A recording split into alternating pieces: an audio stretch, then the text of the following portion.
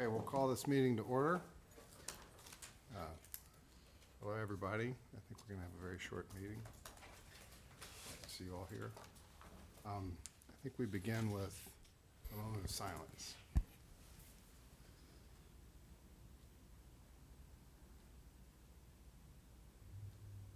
Now, if the members will rise to say the Pledge of Allegiance. I pledge allegiance to the flag of the United States of America and to the republic for which it stands, one nation, under God, indivisible, with liberty and justice for all.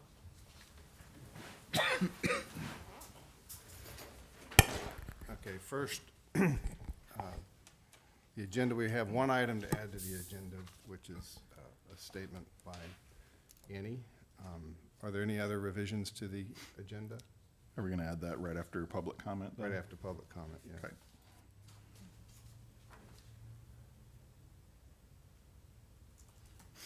Okay. Okay. Okay. And next is minutes. We have the minutes from,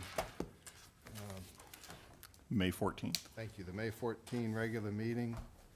Do we have any corrections to the minutes? They'll be accepted as printed. There was just one little, I meant to say it earlier, but just one little, I think it's kind of a typo. Just where it was repeated that we pledged allegiance in the other section, so I didn't know if something else was left off That's, in section 2 agenda. I see Oh, that. yeah, that should have been crossed out. Sorry about that. That didn't, so just as long as nothing is missing there. No. So, Definitely wouldn't want to pledge it twice. only if we did it in Spanish. That's just the too second much. time. Were those the only minutes, or did we have a work session? That was the only minutes. Okay. We have, We didn't have any minutes from the retreat at this time. next on the agenda is public comment. Do we have any public commenters? We have no one signed up for a public comment. One at a time. I think, Annie, I think you're up. All right. This feels a little strange because it feels empty in the room, so this feels almost like overly formal for a fairly empty room. Down there and talk to us face to face? Not this time, not this time. Thank you. It is with a heavy heart that I announce that I have decided to resign from the school board for the City Schools of Decatur effective August 1st, 2019. Since my election in 2013 and my re-election in 2017, my personal and professional obligations and demands have increased significantly. 2 years ago, I launched Keola and Rose, a Decatur-based national law practice, and while I am thrilled and humbled that the firm has flourished so quickly, I have found that balancing the time and energy required to manage the growing demands of my job and the personal needs of my family while simultaneously serving the school board at the level it deserves and requires is nearly impossible.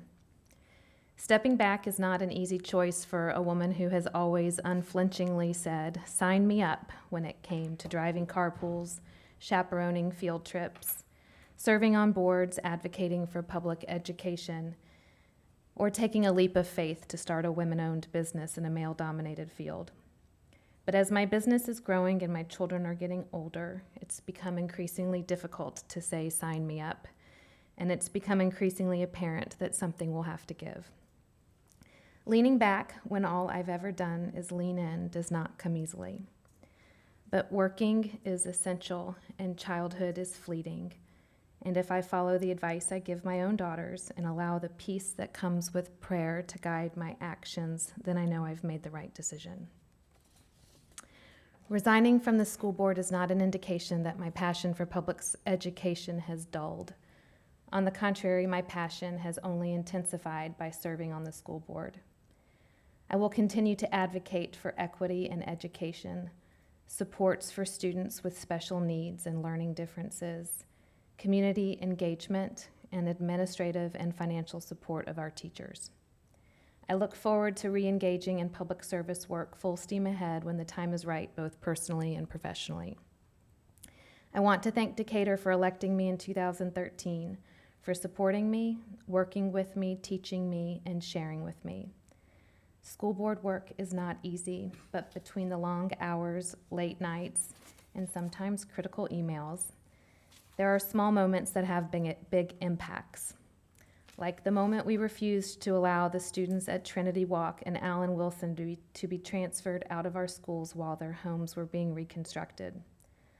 The moment we decided there was no amount of money worth saving if it meant our severely disabled students would be forced out of Decatur schools.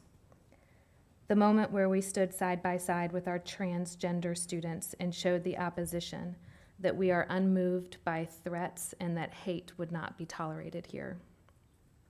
The moment when we had a chance to back off our prioritizing of our racial equity work when it got hard, and we chose to stay the course. The moment when we validated dyslexia by saying the word, recognizing our shortfall, hosting a community listening session, and committing ourselves to doing better. These are just some of the moments that have mattered most. And while our work is never over and the fight must continue, it has been an honor and a privilege to play a small part in the moments that have made a difference in our children's lives. I want to thank Dr. Duty, Lewis Jones, Tasha White, Garrett Goebel, and Heather Tell for their personal sacrifices, hard work, thoughtful leadership, and unwavering advocacy for our students, staff, and community members. Over the next couple of months, I will work closely with the board to help facilitate a smooth transition to my successor. And even after my last day on the board, I will look forward to continuing to work with you as a community advocate and volunteer. Thank you. Thanks, Annie. We do have a press release that will go out regarding this, and we will also be e-blasting that out to all of our email contacts because folks will want to know. So, thanks, Annie. Thank you. Feels weird to say much in an empty room. I know. I do want to say how much we appreciate all that you've done and how much of a pleasure it's been to work with you. Thank you. The feeling is mutual. I also want to say it's been a pleasure serving with you, and that I can only hope that whoever takes your seat serves in such an unselfish way. Thank you. I second all of that. I want to thank you for personally taking time with me when I first started, and the advice that you gave me, and even some of the things that I worried about, you listened to and helped me to navigate through, and I knew that I would be okay, and you let me know that you felt some of the same things, so I didn't feel alone. And so I've definitely appreciated us getting to know each other on a personal level as well as a professional level. I think you are the consummate professional, and I have enjoyed working with you immensely. Thanks, Tasha. I know we've already said this, but I just wanted to thank you for your service, for your eloquence, your passion, and to remind everyone that, you know, there's some pretty big shoes being left here. So thank you again. I appreciate that. Thank you. Okay, next is our consent items. We have 5, the personnel report, the school nutrition report, the financial reports, and RFQ. What does the B stand for? RFQB. Request for qualified bidders, I believe. Bidder, okay. For window shade systems for Tally Street Elementary and Winona Park Elementary re-roofing systems. Do we have a motion to approve the consent items? Move to approve the consent items. Second. Any discussion? All in favor? Aye. Aye. So motion carries. And next we have action items, of which there are 2, the budget and the millage. All right, so while Susan comes up to get her presentation going here, you do have a printout of the presentation in front of you if you want to follow along in paper. It's very similar to everything you've seen before, so we'll kind of go through that, and then we can also move on after that to millage rate stuff. Good evening, Dr. Duty and members of the board. So tonight I'm going to present you with the final budget for all funds. I've shown you the calendar just to give the public more than anybody an idea of how many times that you guys have actually seen the budget and we've gone over it and discussed it. And also just to kind of like let people know when we'll be finally finished with it as well. So for the general fund budget, basically what I've done is I've actually provided you here with the tax revenues as well as the enrollment figures to kind of give you an idea of how we've been trending and what over since 2011 actually we look like as far as the millage rate's concerned, and then I've projected it out as well. So you'll see basically a per student cost at the very bottom, but then you'll actually see to like the figures at the top as well as the millage rates and the projected millage rates. Here I've just provided you with the homestead exemptions. And then on this slide, I've provided you with the property tax exemptions that we have and have had, and to show you what the increases looked like since the 65 and over 100% tax exemption went into place, and to just kind of give you an idea of our exemptions versus the city's exemptions. And you'll see an alternative view of this graph in the millage rate press release draft, which is another document you have. So if you want to see a different version of it, that's there. We're putting this in the press release. Well, you'll see. So then I've also gone in and showed you all the different expenditure assumptions that we are taking into account this year. And in the middle, you'll see that I just wanted to let you guys know that the value of a mill is $1.9 million. And so it continues on to the next page. So if I go too fast or if you want me to go back, let me know. But this just gives you an idea of all the things that we've discussed, including back here where we talk about the teacher pay raise, the cost of living adjustment for non-teaching positions, the TRS going up, and the other benefits associated with that, along with the new positions for the opening of Tally Street and just our growth as well. Okay, so here what I've done is I've provided you with the general fund budget. And basically, I've provided you with what the 2018 actual budget looked like. I mean, actual dollars that we spent look like in revenues coming in, and then what the fiscal year 2019 budget looks like. I've provided you with draft 1, the tentative budget, and the final budget here.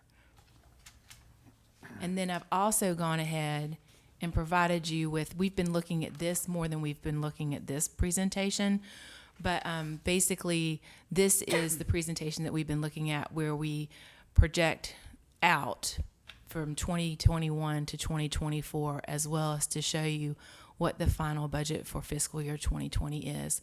It also shows you where we've got fluctuating millage rates based on trying to maintain at least a 10% fund balance.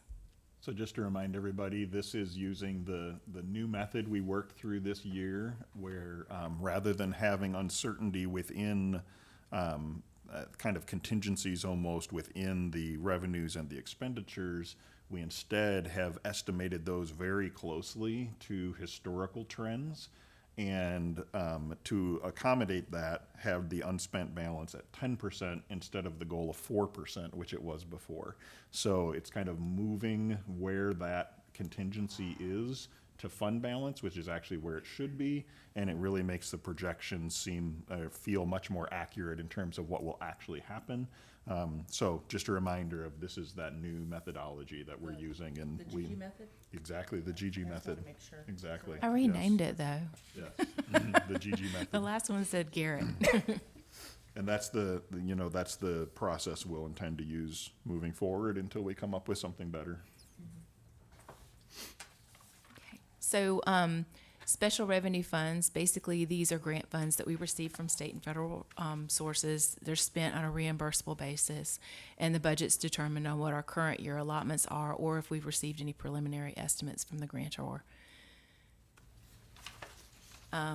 Capital funds, basically we're budgeting based on $500 million of SPLOST receipts for the year. We also have debt service that we need to make payments on, as well as budgeted expenditures for the completion of the GO bond building at Tally Street, as well as any of the SPLOST approved projects.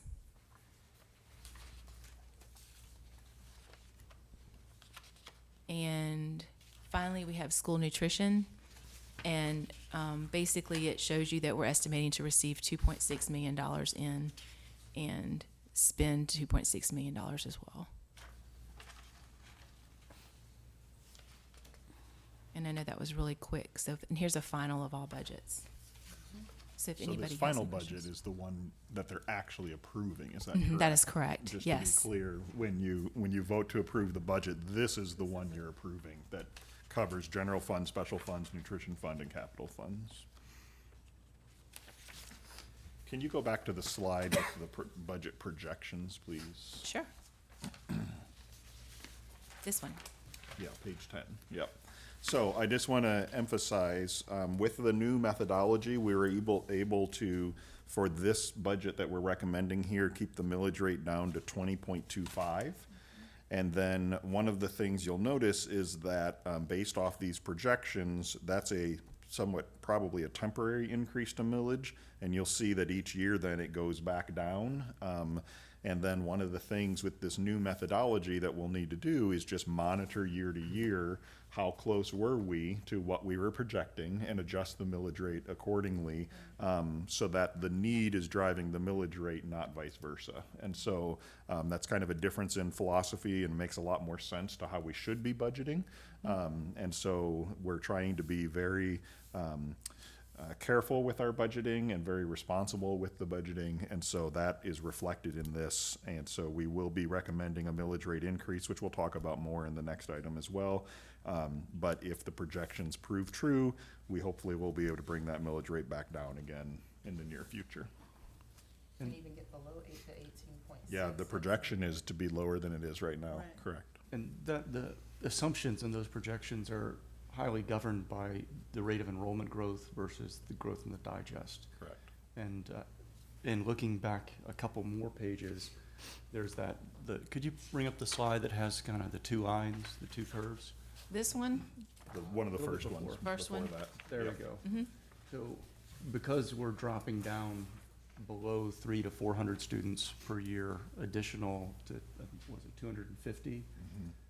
And we're anticipating 200 roughly in the next year, because that curve is flattening out. As long as the digest continues to grow at that 6% rate. And I guess that was one of the questions. I think you had it in your summary. Do you know what the actual or the current projected growth in the digest was? It was slightly more than 6%. so yeah, it was actually. But that's good news, but as you said, we can't put over confidence in these numbers, because the enrollments could do one thing, the digest could do Correct. another, and we have to be flexible. In total, it was like 15%, but that includes the increase in the millage rate. Okay, Um, I think in the summary for this agenda item, you had the 6 Did point I? something percent. I'll pull it I up. didn't bring my computer up, but that's okay, I can look that up on the page, but it was above 6%, which is good, because we assumed 6%, and any slight increase above 6% is good. I used the 6% in my estimates because that's where the 6.64. That was growth in the digest. Yep. yeah, that's where the growth has been over the last few years. And that's not answering your question, but yeah, going back, that's what I used was a 6% estimate moving forward. I do want to point this out just because David asked me this question. It's not a perfect, because with the change in the millage rates, it's going to fluctuate. So it's not like you can't go out and go 6% all the way out, because with the change in the millage rates makes it fluctuate. When was the last time it was less than 6%? Like the growth has been 6% the last several years. You can't look. The problem is if you actually looked at. You can't look at this chart because this takes the actual collected revenue into account. So, but yeah, if you look before exemptions and the actual value, it's Correct. 6% a year. over the last Correct. several And years. I'll show you on the next one what I'm talking about, because what you do is you actually look at the top part of the assessments that we've gotten in, and not factor in the exemptions, because when you start factoring in the exemptions, then it gets a little bit more wonky. And we can't expect it to be, exactly 6% a year. Some years it may be more, and some years it may be less. I did have one question, now that I think of it. There was in one of the summaries written up, it said that the revenue collection for the current year was 102%.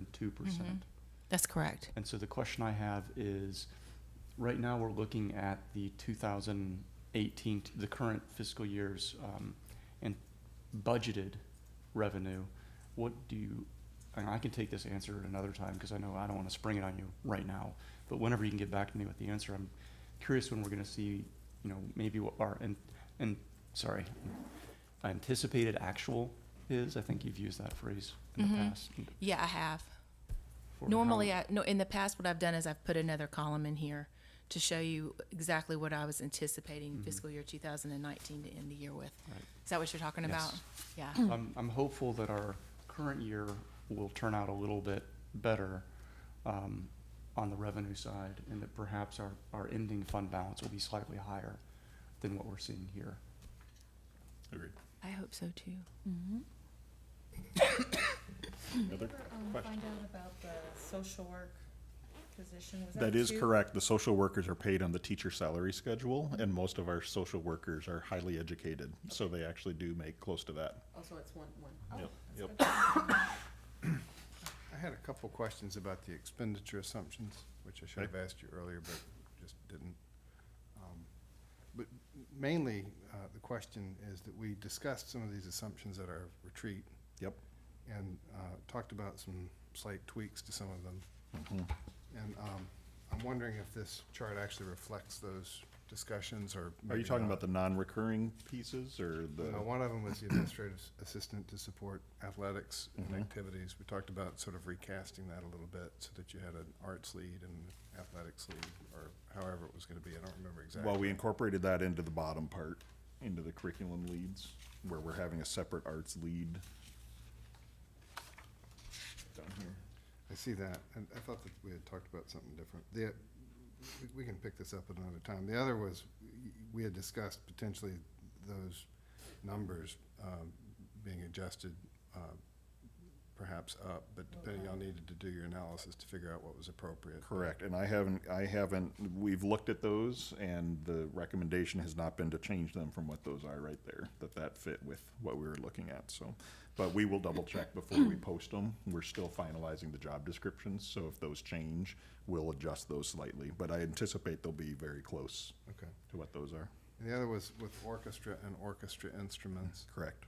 You've made your announcements regarding that, right? Yeah, so orchestra, we are leaving the money in there, the 92,535. The intent is for that to be for a director, but as I shared with you all, we are going to slow that process down a little bit. I met with the chorus and band directors at Renfro and at DHS, and they felt that we were moving a little too fast, and they really wanted us to set up the program for success. And they were concerned about trying to get it in place at this time of year and trying to find a really great orchestra director at this time of year. So I asked if their recommendation would be to take next year to get it all planned out, so we could get jobs posted, they could help recruit people, we could get it into the schedule and all those things. And they felt very strongly about that. So we left the money in there because we are pretty positive there are going to be some significant upfront costs to get a program like that going. And so we still want to budget for it. It may not be used for a director. It may be used for like initial instrument purchases, or maybe some facility needs. Maybe we'll need to buy new chairs and new stands or something. Soundproofing? Yeah, soundproofing, exactly. So we want to leave the money there because we anticipate some significant costs to get that up and going. But the plan will be to use, in the fall, we're going to all get back together and start a planning team and then get that going so we can get it filled and in the schedule for the following school year. So they were very excited. They really appreciated the focus on the arts, and they just want to make sure that we do it right. So I really appreciated their input and their expertise. Good. Thank you. One item to park for a future conversation, or at least future review, it would be maybe an overview of the SPLOST cycle and the Sure. SPLOST funding. Yeah. I wasn't surprised that roughly half the SPLOST income is going towards interest and principal on previous construction projects. And I know we have a lot of assumptions baked into capital expenditures going forward that will use SPLOST. But I think it would be a good thing for the board to review because it's been a while. Yeah, we can definitely do that. Will you make a note? Sure. Unfortunately, Noel is dealing with some medical emergencies with his family. That's why he's not here tonight. But we'll make a note to get with him and Eston, and we'll get an update for you guys. And the context in which I bring it up is, between Go Bond and Splost and all the other things, and the acquisition of the property across the street, just that conversation so that long-term planning for that eventuality can become less of a long-term Correct. eventuality and more of a midterm. And just to remind you, we do plan to kick off in the fall our next 5-year facility planning process. And so it'll be a perfect connection with that. So that got pushed back a little bit. We were gonna do it this spring, but with all the stuff that happened, we decided to move it to fall. What happened? Like, we had a staff member die that we had to catch up with and kind of rearrange things, so it I just understand. made it pretty tough.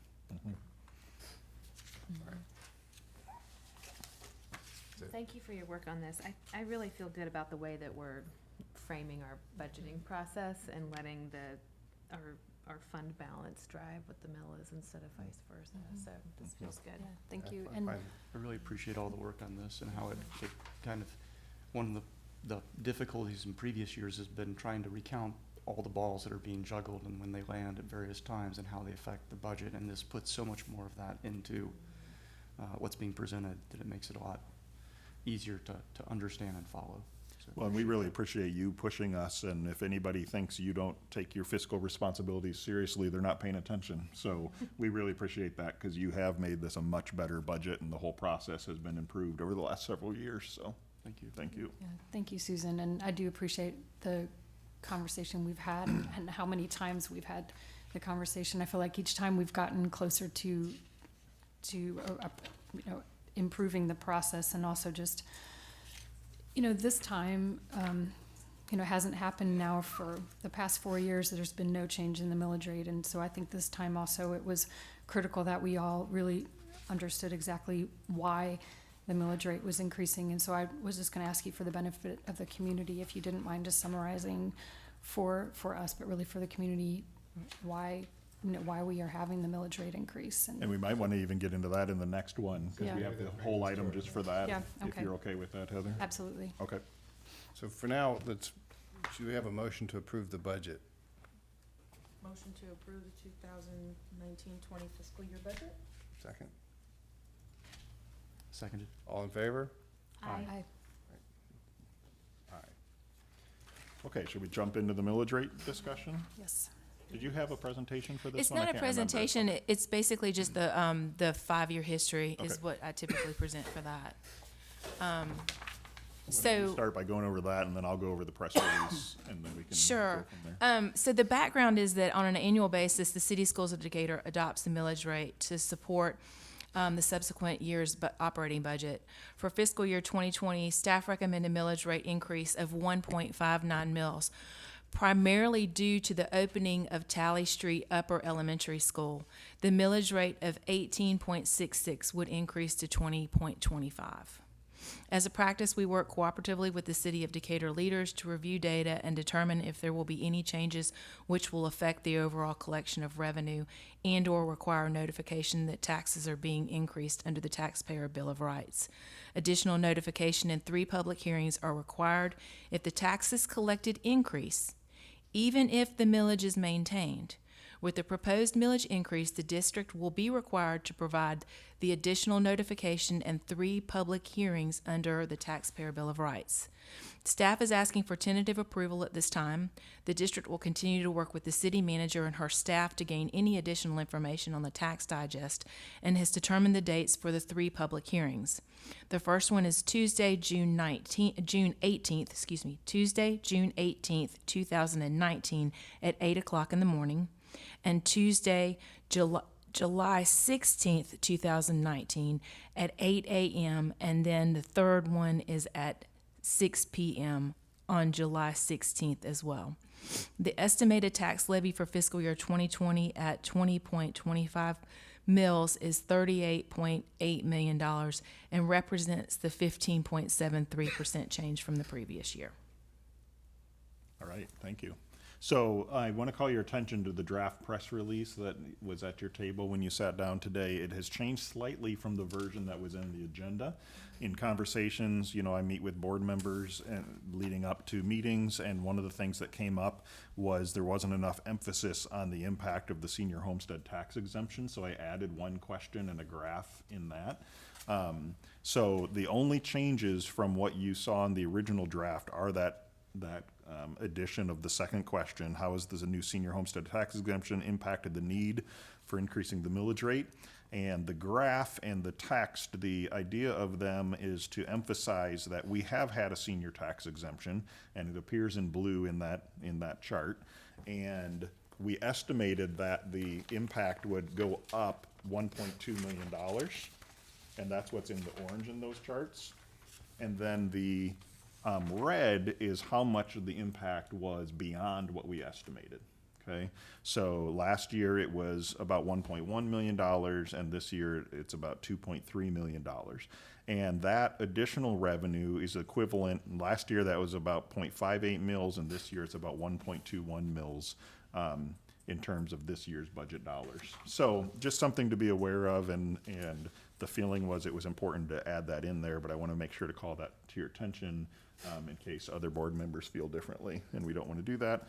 And then the rest of the information remains the same, talking about how does that millage rate change impact homeowners, describing what a rollback millage is, because that can be very confusing, and then those dates that Susan shared just a moment ago of when those millage rate hearings are. And why, I think we might have talked about this, but why was it so much more in 2019? Was it just because more people signed up for it? Yep. Just community awareness? We continue to have more people sign up for it. I have in one of the natural questions with that coming up is what's the status of our project? I have reached out to GSU. I haven't heard back yet, but I will let you know as soon as I hear the status of that study on the senior homestead exemption. Okay. I think it's worth pointing out what you got on page 4 of the budget, which is that from 2011 to today, there's been a decline of roughly 25% in spending in local revenue per pupil. Or maybe I should be mixing spending, and there's been a decline of revenue about 25% local revenue. And so what we're doing here with the millage increase brings us back, not even adjusting for inflation, to around 2013's local revenue per pupil. So We can incorporate that into the press release someplace. We'll figure out where that can fit. I think some type of the telling the story that this is a restoring local funds per pupil. The level of local funds per pupil is I think, a useful component. I think that's a good point. And that 25% decline was since when? Just if I'm looking at 8,000 in 2011 and I'm looking at Okay. 6,000 in 2019, that's roughly a quarter. Gotcha. And so I'll check the numbers, and it's restoring it to 2013 levels, is what you said, right? Okay. And I'm sure if you put in inflation, it wouldn't be quite restoring it to 2013 levels. Right. But Yeah, and it would be much more than 25%.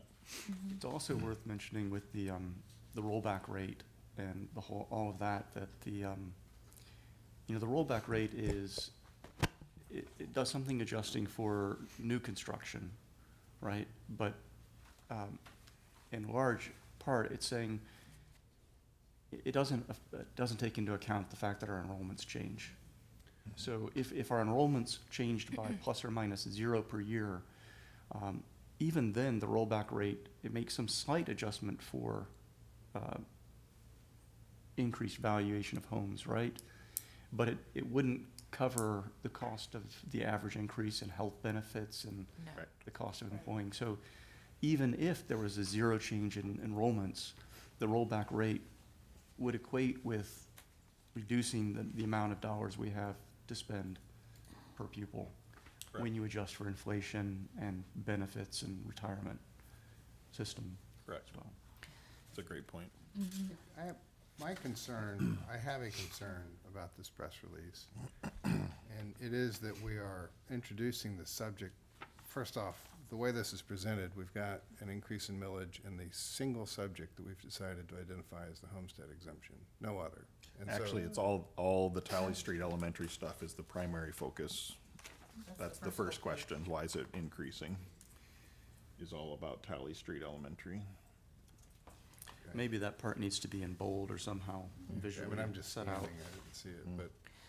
but my concern still stands a little bit, which is that, basically, it's a sensitive subject that we're, if you read this, your conclusion is that we're about to eliminate the senior homestead exemption, because we don't say anything else.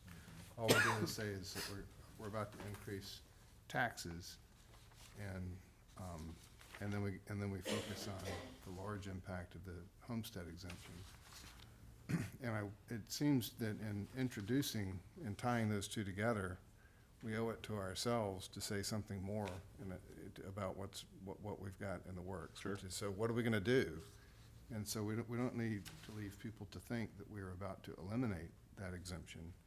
You know, we've undertaken a study to, figure out how to fine tune it so that it doesn't have a large impact and that it achieves the objective, Within the budget of within the 1.2 within the bu- million. Right. We can take some of the wording right off the RFP, I think, actually. Mhm. We wrote up some language to that extent that we could add in here. That's a good point, and I'm glad you mentioned it. As Garrett was talking about the historic spend per student, I also thought maybe it would be a good question to put in here as to how does this millage rate compare to our historic millage rate? Because it certainly isn't the highest that we've had, and it's lower than what we had in 2012 through 2015.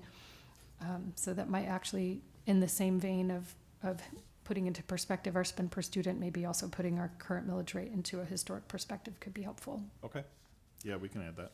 It's a sensitive point, but the portion of the city's bond millage that is related to school expenditures, I know that we're not required to report it, but I think we do behoove us to make that Right. visible as well. Right. And I think did we talk about, I don't know if this goes in the press release, or maybe it's another appropriate time as we try to educate the community on this, but I know we were gonna do a little bit of, I'm drawing a blank a little bit, but comparing kind of what we've done to sort of how the mill has tracked with the city and what people have paid collectively, so that they can see kind of how this compares to sort of the other side of the equation and where their increases have been. Like, there's sort of another piece to this, which is, I mean, people want to know how much they're paying in taxes altogether. And Yeah, I think period, overall. Yeah, I think And I think- we have that actually with that spreadsheet that Garrett was referring to at the retreat. We could incorporate that. And I think it might be, and again, maybe this isn't the place to put it, but also kind of educating the community on how much each mill is gonna cost them based on the value of their home, the assessed value. So that's in in there. Is that in here? Did I just Yeah, miss it's it? just right Oh. under the graph. How will this impact property taxes Oh. paid by Decatur homeowners? Okay, sorry, I didn't see No, it's that. okay. I There's a think- lot there.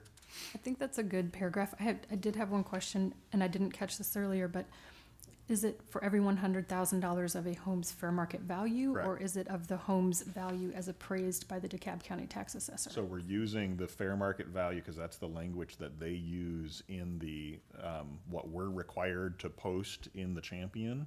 Mm-hmm. They use the term fair market value, which As they're using determined as by- equivalent to assessed value. And so they're using them interchangeably, Who they? the state, when they're telling us what we have to say. So, But I think there's a difference between fair market, there's certainly a difference between fair market value and assessed value, but there's or also. not assessed value, Appraised, appraised right, value, yeah. sorry, appraised value. But I think. and This I don't is know the if this what you appraised were trying to value. say, Mhm. But adding the language as determined by the tax assessor's office, because Yes. even the Yes. tax assessor's Makes a difference. determination of fair market value, I think is different than Yeah, what a home's fair actual market fair That's a good value. idea, yeah. As determined, yeah, I would be happy with that, because I think it's if they hire an appraiser or if a realtor comes and lists their home for them, it's, Great point. We'll it's- add that in there. okay. But we did do fair market value because that's the number most people understand. My Yeah. home is worth X dollars. And so Right. that's why we wanted to use that as the one that you're using. You don't have to know what percentage you take of it to do whatever Correct. and all Yeah. those things. So, Yeah, that makes it easier to understand. yep. Okay. And also, maybe this is too much information, but I think our other biggest cost is salaries. And I think one of our priorities as a board has been to pay our teachers competitive wages, and we have had to do more. And I think that, that could be, since it is one of our largest expenses, it might be worth mentioning that So that's we, been a the priority. second bullet of the first question mentions increasing teacher salaries to maintain our competitiveness with other nearby districts. That's Yeah. part of what the purpose of that comment was. Yeah, I felt like that fell under tally, but it's more than just tally. And like that bullet is, That is true. I really appreciated the part that says, because the district does not receive increased state funding equivalent to the full 3,000. Right, That full 3,000 applies across the board to Right. all teachers, not just Tally. right. correct.